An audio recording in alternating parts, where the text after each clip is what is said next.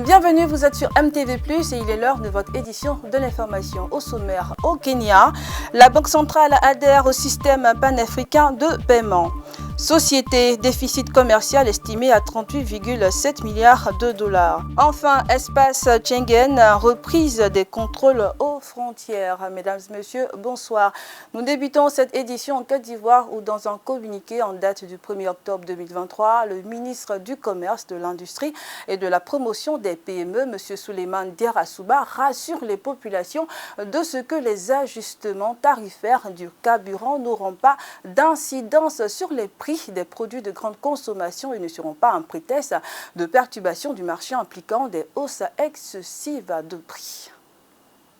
Nous poursuivons au Kenya où ce 29 septembre 2023, le pays pourra réduire sa dépendance au dollar et résoudre la pénurie de devises a ratifié les instruments du système panafricain et de règlement pour stimuler le commerce intra-africain. Le Kenya a ratifié les instruments du système panafricain de paiement et de règlement PAPS le 29 septembre 2023. C'est l'aboutissement d'un processus pour lequel le président William Ruto avait prescrit une accélération lors du dialogue du secteur privé africain sur la zone de libre-échange continentale africaine le 29 mai 2023. Le dirigeant est-africain invitait alors toutes les institutions d'émission africaines à adhérer au PAPS, véritable catalyseur du commerce intra-africain selon lui. Sans plateforme de paiement unique, les instructions de paiement d'un pays africain à un autre passent généralement par plusieurs institutions financières intermédiaires, ce qui entraîne une augmentation des coûts, des complications, des problèmes, des fluctuations monétaires inutiles, créant pour finir tout un écosystème de confusion. L'adhésion au PAPS devrait également permettre au Kenya de réduire sa dépendance au dollar pour ses exportations et ses transactions financières avec l'extérieur. Le pays dont la monnaie, le shilling, a perdu 19% de sa valeur face au dollar, relève également une autre entrave sur l'intégration du commerce en Afrique, la pénurie des devises. Pourtant, le système de transfert de devises panafricain permet de faire du commerce en monnaie locale en 120 secondes. Nous sommes tous soumis à un environnement dollarisé. Les Kenyans veulent payer pour des marchandises tanzaniennes en dollars. La Tanzanie veut payer des marchandises en provenance de la République démocratique du Congo en dollars. Pourquoi mettons-nous le dollar au centre de nos échanges commerciaux ? Le Kenya, dans son positionnement de hub financier de l'Afrique, est candidat pour héberger la plateforme du PAPS. Le PAPS devrait permettre à l'Afrique d'économiser 5 milliards de dollars par an en coûts de transaction de paiement selon des experts. Avec le Kenya, le système panafricain comprend désormais 10 banques centrales, 40 banques commerciales et 4 commutateurs. Nous parlons à présent société. En Afrique subsaharienne, les guerres, les épidémies et le changement climatique mettent à mal la production alimentaire, conséquence, naissance d'une insécurité alimentaire. Le tout dans cet élément.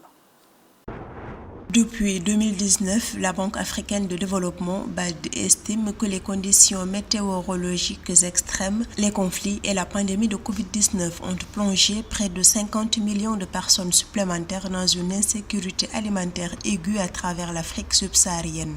Les pays africains sont également affectés par les chocs mondiaux qui ébranlent les systèmes alimentaires, notamment la volatilité des marchés des produits de base, les augmentations des prix de l'énergie et des engrais, les perturbations du commerce et les événements en cours en Ukraine. Ainsi, la Banque mondiale évalue à 38,7 milliards de dollars le déficit commercial agricole net en 2022. La santé est le fondement des politiques publiques et pour préserver ce fondement, il faut réduire les risques sanitaires et ne pas attendre qu'ils se produisent, ce que nous espérons en formulant des recommandations dans le cadre de ces débats africains. Malgré ce contexte difficile, le renforcement des systèmes agricoles dans la région a permis non seulement de lutter contre l'insécurité alimentaire, mais aussi de créer davantage d'emplois, de favoriser le commerce et de renforcer la résilience. La deuxième édition du débat africain sur la réduction des risques sanitaires organisée à Marrakech au Maroc a été le lieu de convoquer les experts pour identifier les moyens de parvenir à une gestion plus durable de l'agriculture. Nous sommes certes ici pour discuter de différents sujets de santé, mais il ne faut pas oublier que l'alimentation est un facteur déterminant de la santé. L'objectif de cette conférence est de trouver et de partager des solutions, notamment des techniques avec des pays africains, afin d'établir la sécurité alimentaire.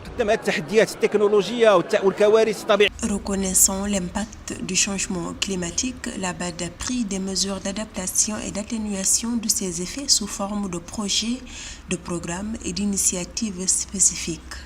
Par exemple, le projet de gestion participative des forêts au Burkina Faso a soutenu l'installation de 10 plateformes pour le développement des produits en 2022.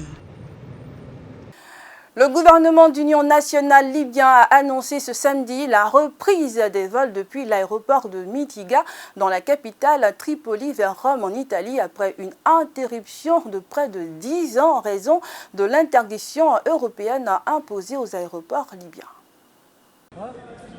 Après près de 10 ans d'interruption, les liaisons aériennes entre l'Italie et la Libye ont repris samedi.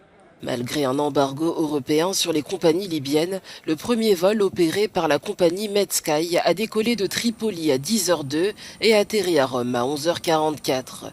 L'Italie devient ainsi le deuxième pays européen après Malte à avoir une liaison directe avec la Libye. Cette mesure permettra aux citoyens libyens de voyager plus facilement en Europe et d'atténuer les difficultés liées à l'interruption des vols qui durent depuis près d'une décennie. Il y a eu des perturbations majeures et les compagnies aériennes libyennes n'avaient plus accès à l'espace aérien européen. La compagnie libyenne Medsky, lancée en 2022, propose désormais 2 vols par semaine vers Rome le samedi et le mercredi. Cet événement est une étape importante dans la normalisation des relations entre les deux pays, ouvrant la voie à une nouvelle ère de coopération. C'est le premier vol direct vers Rome et avec l'aide de Dieu, d'autres destinations en Europe suivront. Nous espérons que toutes les compagnies aériennes internationales proposeront des vols vers la Libye.